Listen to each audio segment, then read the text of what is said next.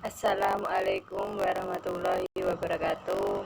Kami dari kelompok 11 akan mempresentasikan tentang tata kelola perusahaan, peran penting yang berhubungan dengan pengendalian dan etika. Kami terdiri dari yang pertama ada Nurul Aziza Adiastuti, NIM terakhir 015. Yang kedua ada saya sendiri yaitu Siti Purnama, NIM terakhir 068. Yang ketiga ada Anisah Nailul Karoma, NIM terakhir 113. Dan terakhir ada Bramanda Maulana, NIM terakhir 162. Saya akan menjelaskan tentang tata kelola perusahaan. Tata kelola perusahaan merupakan suatu rancangan mekanisme dan proses yang dibuat untuk dapat mengarahkan dan mengelola perusahaan agar perusahaan tersebut dapat menghasilkan nilai untuk pemiliknya dan juga kepada pemegang saham lain, baik karyawan, pemasok, pihak yang berkepentingan.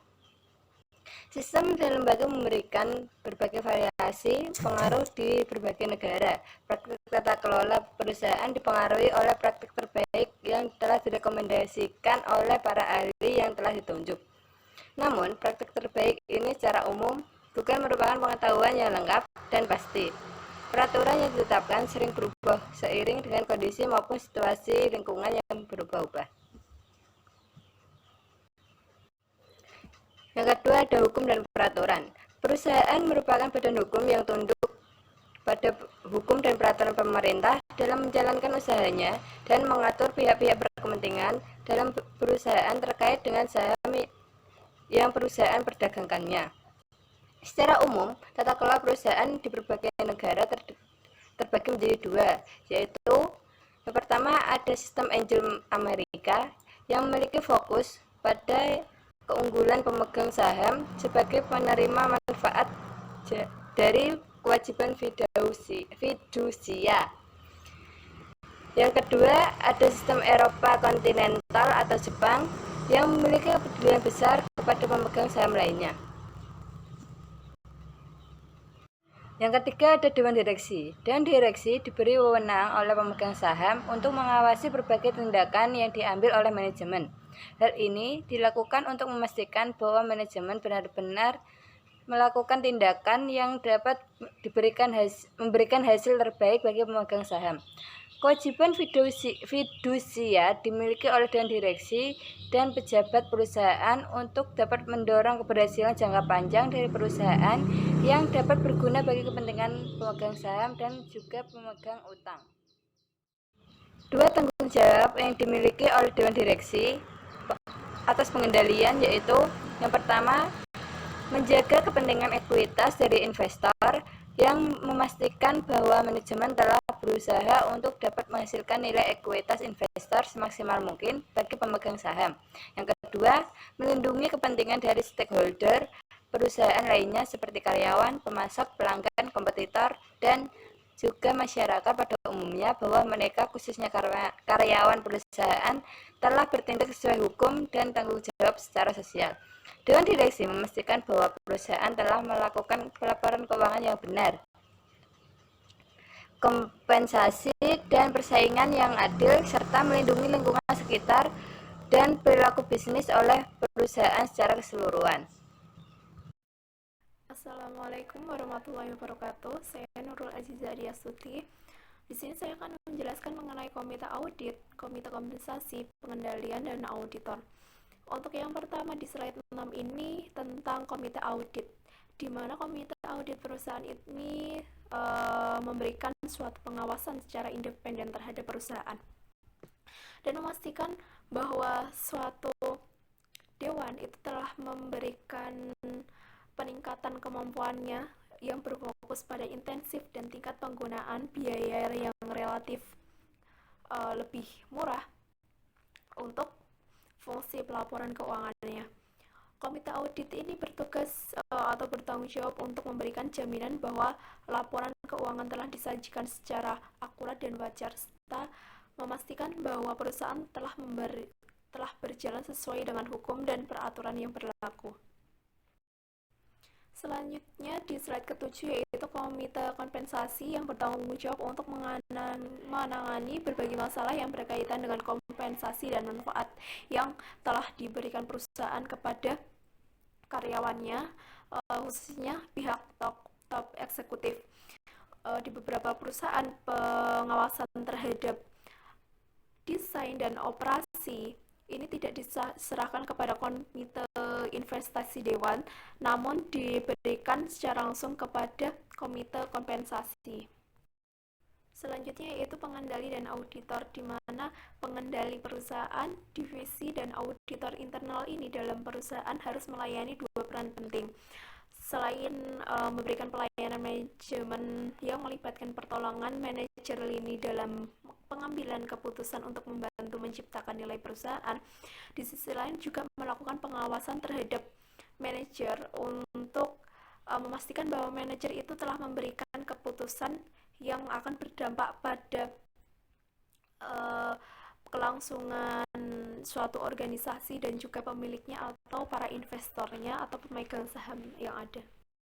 Selanjutnya yaitu pengendali, di mana manajer lini, desain, dan operasi juga memberikan peranan penting terhadap pengendalian manajemen.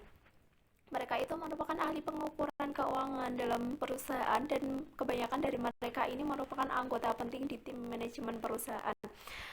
Selain memberikan keputusan terhadap apa yang akan dijalankan oleh suatu perusahaan, mereka juga memiliki peran lain yaitu sebagai kepala akuntan yang bertanggung jawab untuk memberikan suatu laporan keuangan atau memastikan bahwa laporan keuangan perusahaan telah dilaporkan secara wajar dan juga akurat. Assalamualaikum warahmatullahi wabarakatuh. Selamat pagi semua. Perkenalkan, nama saya Pramanda Maulana, NIM 3 digit terakhir 162. Kali ini saya akan membahas slide tentang auditor. Nah, di sini itu auditor itu dapat diketahui dengan jenis-jenis audit umum yang telah mengambil peran yang terbatas dalam sistem pengendalian manajemen. Sedangkan jenis lainnya ini dapat diketahui seperti audit internal, audit operasional, dan audit kinerja, yang dimana itu telah dilihat lebih penting untuk operasional yang efektif dari sistem pengendalian internal. Meskipun demikian, audit keuangan eksternal dan beberapa bagian lainnya itu untuk dirancang menyatakan opini atas efektivitas sistem pengendalian perusahaan yang lebih relevan dan lebih dipandang. Dan di sini itu melalui undang-undang dari Sarbanes-Oxley di Amerika Serikat. Yang slide selanjutnya itu ada audit. Audit ini merupakan suatu proses sistematis yang memperoleh objek dan bukti pengevaluasian. Tingkat peningkatan koresponden ini antara lain objek dan kriteria yang telah ditetapkan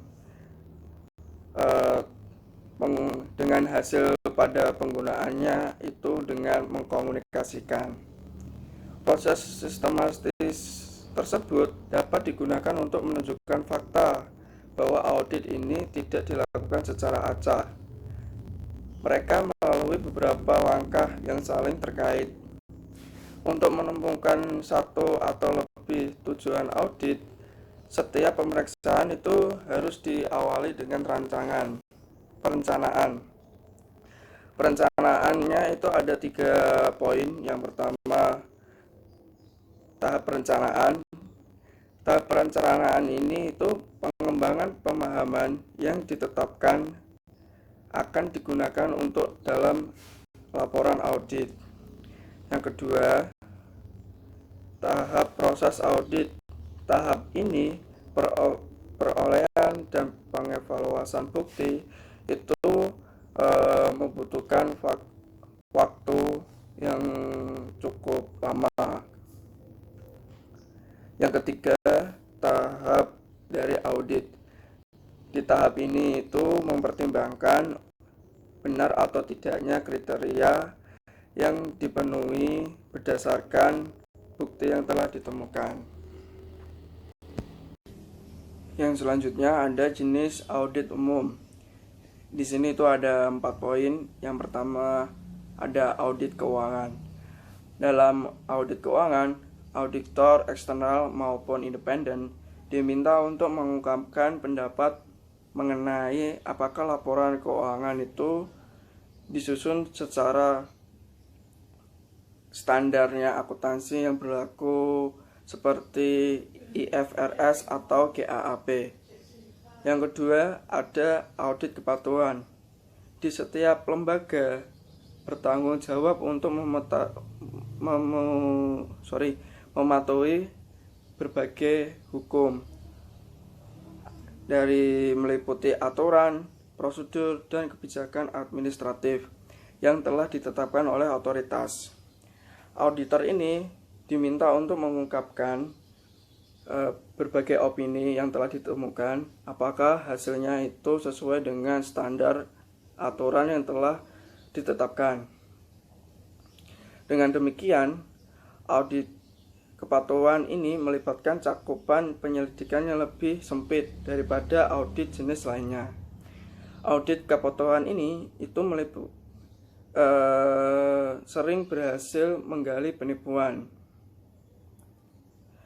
dan penyimpangan, meskipun ini bukan tujuan mereka. Yang ketiga ada audit kinerja. Audit kinerja ini berjalan dengan berbagai nama seperti audit operasional, audit manajemen, atau audit strategis yang dapat digunakan untuk memberikan evaluasi ke seluruh kinerja umum atau aspek tertentu dengan meliputi suatu kegiatan, fungsi, badan, atau perusahaan dan pengelolanya.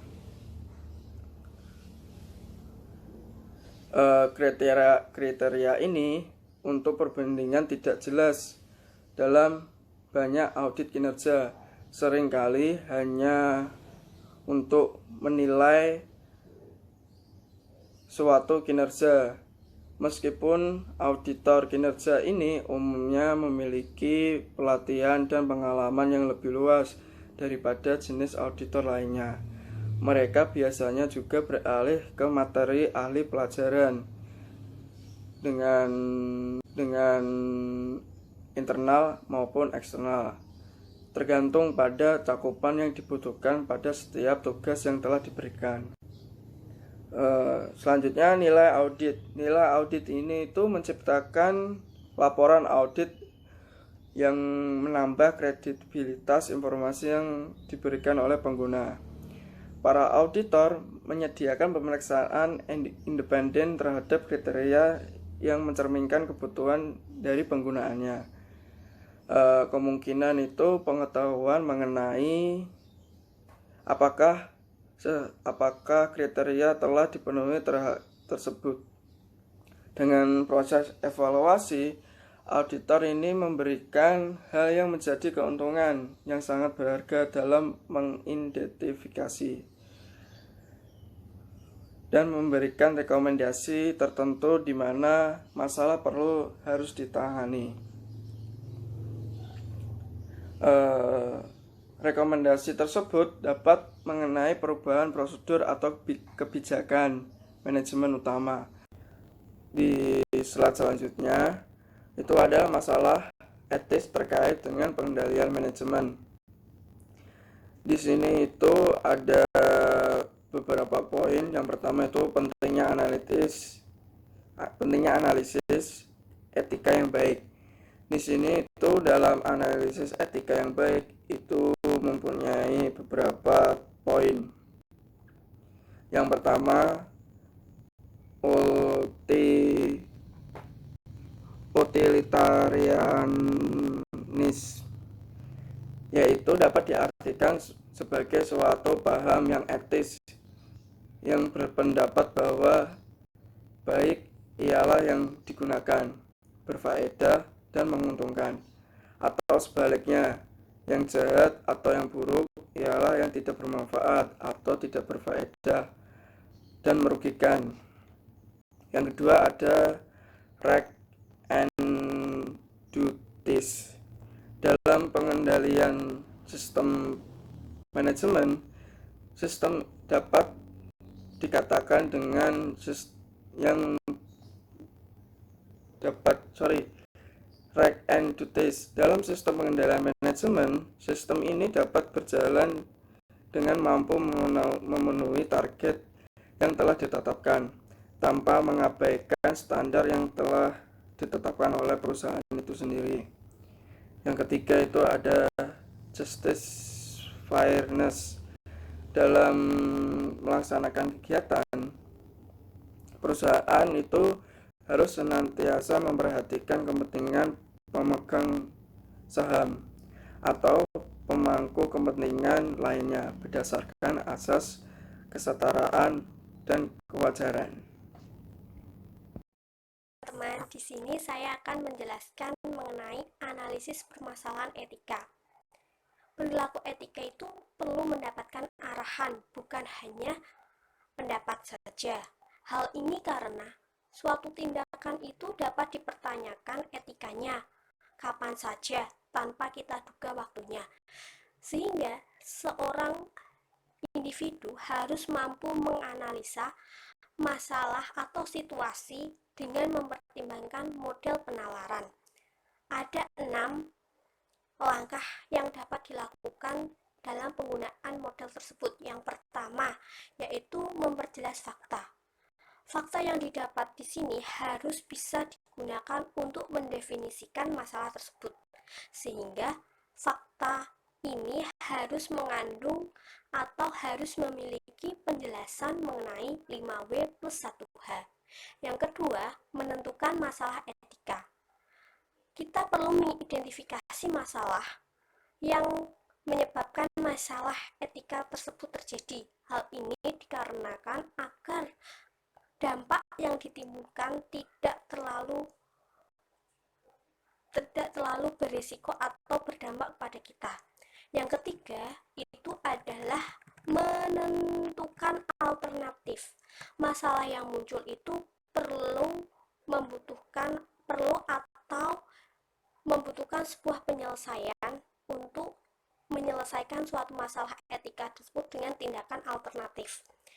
Yang keempat yaitu membandingkan nilai dengan alternatif. Sebuah nilai dan alternatif itu dapat dikatakan berhasil ketika keputusan yang dibuat oleh pihak manajemen sudah jelas dan tindakan yang diambil itu sudah benar.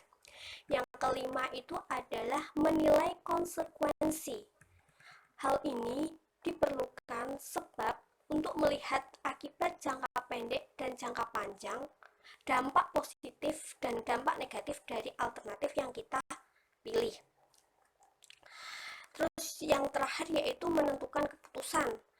Proses keputusan ini harus diambil secara hati-hati dan teliti, karena setiap orang itu dapat memberikan kesimpulan yang berbeda meski mereka melihat kondisi yang sama. Mengapa orang berperilaku tidak etis? Ada beberapa alasan yang menjadikan seorang individu berperilaku tidak etis. Yang pertama, beberapa orang pada dasarnya tidak jujur. Jujur ini tidak tumbuh secara instan, namun karena kebiasaan. Yang kedua, moral yang terlepas. Beberapa individu tidak bisa mengenali masalah etika yang dihadapi, sehingga individu tersebut tetap melakukan perilaku tidak etis tersebut. Yang ketiga, orang yang mengenali masalah etika mengembangkan rasionalisasi untuk membenarkan perilaku tidak etis yang dilakukan oleh individu tersebut. Yang keempat, beberapa orang kurang memiliki keberanian moral. Keberanian moral ini adalah kekuatan untuk melakukan hal yang benar meski tahu akan konsekuensinya. Namun, saat ini beberapa orang memilih untuk membiarkan perilaku tidak etis tersebut karena tidak mau menerima atau tidak mau menghadapi konsekuensi negatif yang bakal terjadi, seperti rasa malu, pengucilan, atau bahkan kehilangan pekerjaan. Beberapa pengendalian manajemen terkait permasalahan etika. Beberapa individu menggunakan argumen atau pandangan etika untuk mempertanyakan dasar dari sistem pengendalian manajemen yang dilakukan. Hal ini dapat memunculkan masalah pengendalian berkaitan dengan masalah etika. Yang pertama, etika menciptakan budget slack. Menciptakan budget slack ini dianggap melanggar beberapa kewajiban dalam integritas dan objektivitas standar perilaku etis. Penciptaan slack ini merupakan masalah etika yang terjadi di dalam sistem manajemen perusahaan. Penciptaan slack ini dilakukan oleh beberapa karyawan yang tidak bertanggung jawab untuk mendapatkan keuntungan pribadi dan melindungi dari nasib buruk yang tak terduga. Selanjutnya itu ada yang kedua, yaitu etika mengelola pendapatan. Masalah etika ini melibatkan masalah manipulasi data. Contohnya itu manajemen laba. Manajemen laba merupakan tindakan perubahan dengan melaporkan pendapatan di mana tidak memberikan keuntungan ekonominya yang nyata untuk organisasi dan kadang menyebabkan kerusakan.